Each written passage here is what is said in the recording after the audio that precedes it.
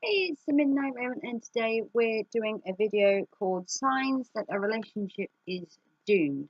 So, I've been known for my advice videos, so I thought I would bring you more of them, but with me in the video.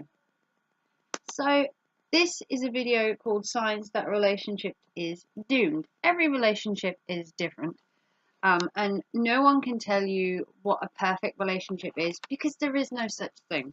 No relationship is ever 100% perfect. But does that mean that the relationship is doomed? Not necessarily. Some people have really highs and really down lows in the relationships, but does that mean that the relationship is doomed?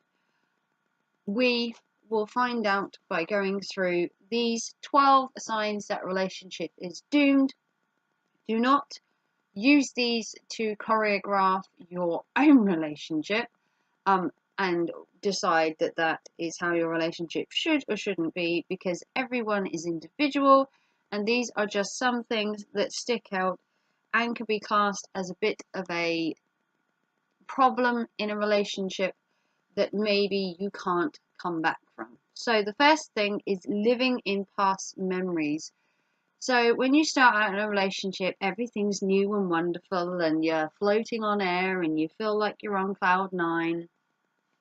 And then maybe months go by or years go by and suddenly you get into a routine. Everything becomes mundane and you kind of lose that instant spark you had at the start, and it becomes more like reminiscing back to a time when you were having fun and doing this and doing that, instead of living in the relationship how it is now and moving on from there. You want to go back to how it was, and relationships mature and change over time. You all grow up, life takes you different paths and courses depending on the choices you make.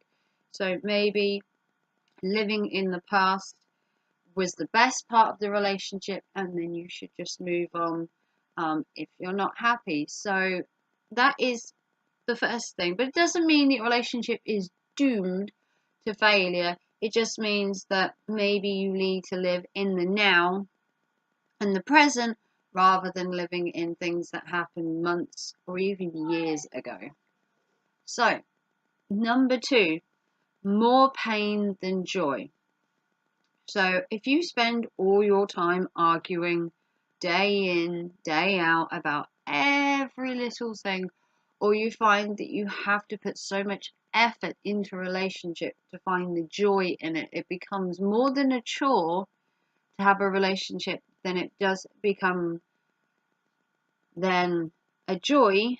Maybe you need to think about possibly switching up the relationship and maybe trying to work a compromise or work through your problems, or maybe it's time to say that this relationship is causing you both issues and maybe you need to take some time out, take a fresh look at your relationship from a different perspective, or maybe it's just time to move on. Number three, partners change. So, partners, whether it be girlfriends or boyfriends, do go through changes when you're in relationships. You can find that when you're together to start with, you're all over each other and it's all lovey-dovey and they're showering you with gifts and presents and this and that. And then the more you get into a relationship and it becomes, more of a couple, there's no need to constantly shower you with presents and shower you with gifts. And that might change how you see your partner because they're not telling you every day they love you and they're not surprising you and they're not doing huge gestures anymore. Does that mean they love you any less? Not necessarily. It could just mean that your relationship has gone to a certain stage, or it could be your partner is changing. Maybe he doesn't love you as much as he did, or maybe there's a more underlying cause of the changes that's happening, whether it be to you as a couple or whether it be to your partner or you separately. People do change. Maybe you used to go out a lot more when you first started dating and now you prefer to stay in, but your partner wants to still go out. That does happen. My partner used to love clubbing, and so did I when I first got together. He now doesn't like to club and he'd rather stay in and be more at home. I still go clubbing with my sisters and still go out and about and do that every couple of times a year. So people do change, but it doesn't necessarily mean that you're doomed.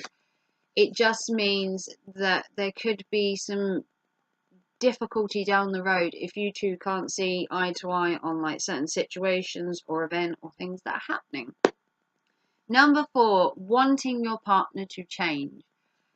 So when you get with your partner, like I said, all their mannerisms and how they are is new to you. So you both have to adjust to each other. So sometimes it can come down to a compromise. Sometimes it can come down to one backing down compared to the other. Or you could just mutually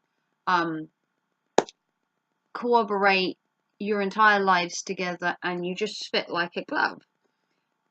But you do get relationships where one person wants to change the other person to what they want them to be. Like if you dress a certain way and they want to change it. They love you as a person, but your dress sense has got to go. Or you're a sports fan and they're not, but they love you and they want you to watch less football or not do sports or not go to the gym constantly, and they want to mold you into someone you're not. That can become a big issue because they want to change who you are. You may not have been that person originally, but this is who you are now. And sometimes you have to have tough love where you either love them for who they are or you move on, which can be very difficult to do. Question 5, justifying their actions. So, in a relationship, some people are highly opinionated, some people have definite ways of living. Sometimes justifying your partner's actions, whether it's they gossip too much, they badmouth people, they're highly opinionated, they talk to other people and maybe slag people off. Justifying their actions. So if they said a certain thing, if they did a certain thing, you find yourself constantly apologizing for them, or you find yourself constantly justifying their actions, but you don't believe in what they're saying or what they're doing, and you're basically just going along with it. At some point, you're going to hit a bridge where you turn around and say, look, I don't believe in this. I don't believe what you're saying. I don't believe in what you're doing. And you have two entirely different opinions of a situation and you're going to butt heads. So maybe you need to nip that in the butt and say, look, I love you, but this just isn't on. And try and move through whatever the situation is, but keeping your own pride and your dignity and whatever else, because you don't want to be known as just the sheep that follows. Question 6, emotional or verbal hurt. So this is a touchy subject. If you find that you are being talked down to or emotionally baited, like being told you're fat constantly, being told you're no good, told you're worthless, and that can go for both men and women, or whether you're being verbally hurt, like saying they could do better than them and you're lucky that you have them and no one's going to love you more than me, and you know, it's horrible to think that people that love you would talk to you like that, but it happens every day to millions and millions of men and women out there, and that is a sign that things have to change, and that maybe this person who you thought loved you really doesn't, and that goes back to them wanting to change who you are. If they're calling you fatty and they tell you you should thin down, maybe then you're not right for them. Maybe they should have a thin person. And maybe someone one day will turn around and say, oi, look, chunky, you could do to lose an extra couple of bags too, you know. It can go both ways, but emotional hurt can be scarring, and it can leave you questioning yourself, which then makes you wonder, well, maybe I do need to lose weight, and then you end up changing yourself for somebody else, and that can never be a good sign in a relationship where you want to please the other person. You're literally going to change everything about you just to suit them, because you have to live with the person you then are, which you might not like. Number 7, reoccurring issues.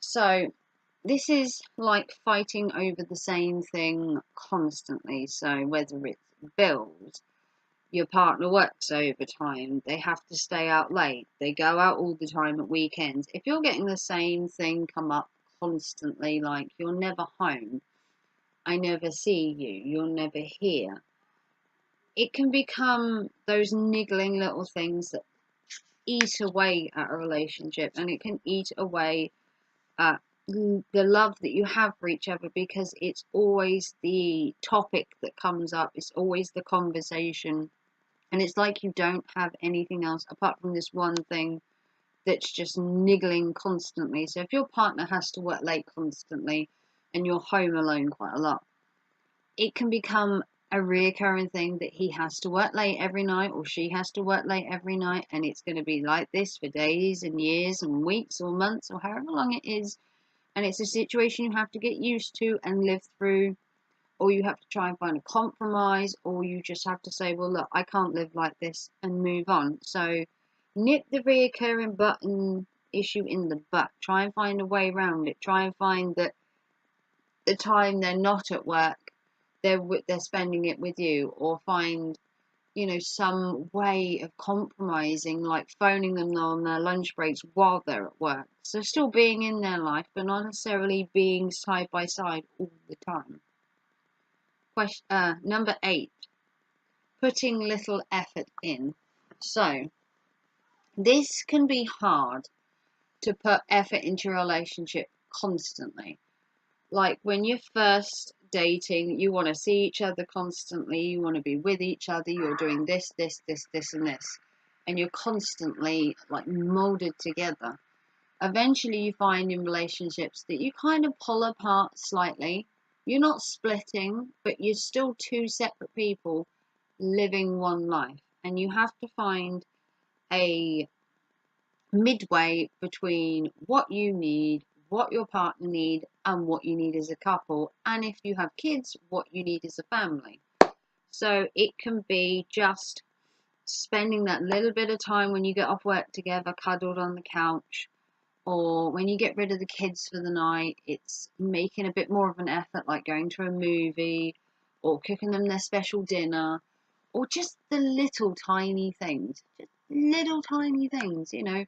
My partner noticed there was a really nice plant where he worked, and I didn't ask for it. He just came home with it and said, I thought you'd love this. It was totally off the cuff, and he bought the plant for me and brought it home, and it was so sweet, but it was only a very small gesture in the eyes of anybody else, but to me it meant a huge amount, that he'd thought of me, that he'd put the effort in, that he bought it. So it could be the littlest things, but if you don't put the effort in and one's doing more than the other, it then becomes like a tug of war to try and bring you back to the middle again where you both are. Okay, number 9 is values or different beliefs. So this could be that you want kids and your partner doesn't, or they did want kids when you get together, but now they've decided they don't want kids, or you were religious when you got together and over the years they've fallen out of religion, but you were still religious, and it's trying to find a way to live with each other or separating. If you obviously really want kids and your partner doesn't, that is a debate that you're going to have with each other at some point.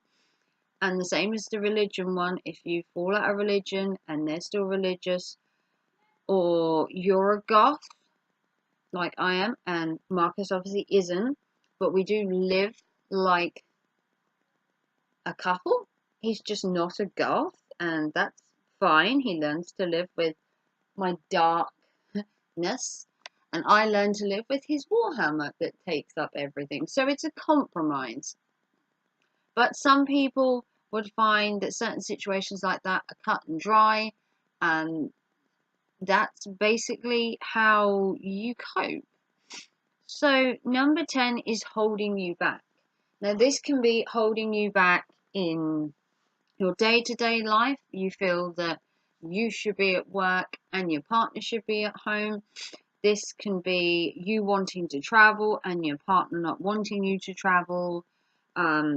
This could be you having aspirations and goals and your partner has totally different idea of where your relationship should be going or where your life should be going. And unfortunately, the two of you either grow apart or you try and compromise and find a way that you can both live the life you want and that you're not holding each other back. And number 11 expects things to get better. Now, this can be hard to put a timestamp on a relationship if you are having problems. So, you know, little problems like, oh, he leaves the toilet seat up. Is that a case to cut the relationship? No. If they constantly work late and you expect them to change, or they're not as romantic as they were and you expect things to get better over time, or you two seem to argue all the time and you expect things to get better, does that mean the relationship is doomed and you should just give up? No, but it does mean that whatever situation you're in, you have to think about whether things are getting better or worse, and at some point you might have to cut the ties. As they say, you can't flog a dead horse. At some point you will hit a roadblock where there is no other outcome to this situation, and sometimes you just have to bite the bullet and say, look, this isn't working, separate or try and work through it. But working through it would mean you both would have to put the effort in and you'd both have to see some kind of end of the tunnel to the situation to maybe carry on trying. And last of all, hopefully this video hasn't gone too long, it is hard to do 12 and keep it short. You don't feel the same anymore. So this is probably the most important one. You don't feel the same way anymore. Like when you first met your partner, it was love at first sight. It's been hot and heavy for months, weeks, or years, and you turn around one day and for some reason you're just not feeling it. And then as it goes on day after day or week after week or down the years, things start to not feel the same and you kind of drift apart. Now, that doesn't necessarily mean you can't rekindle and find that spark again, but you do get to a point at some time where you might fall out of love, you may catch somebody else's eye, you may feel that your relationship has run its course, and at that point you have to take a look at yourself and the relationship and your partner and decide whether you really want to keep going or whether it's come to a time where, for both of your sakes, it's time to leave and separate. And that can be hard to do. I don't envy anyone leaving a relationship. I've technically left a relationship a couple of times for certain reasons, and I felt at the time that it had gone to a point where the relationship had either become non-manageable or toxic, or it just had run its course. And that's life, unfortunately. You know, you can't, as they say, you don't find your prince the first time, or maybe you do. I took a couple attempts to find my prince and now I have him. So every relationship is different, so do not concrete your relationship around these 12 things. These are just ideas and things that stand out when a relationship is having a rocky patch, that there are things that are highlighted and come up most when people have issues. So I hope you enjoyed this video. Hopefully it's not too long. It is hard to do 12 and give you a good enough repertoire and answers, and keep this video short. So, big thumbs up if you like this video, like and subscribe, and I'll see you very soon for another video. Take care and thanks for watching. Bye.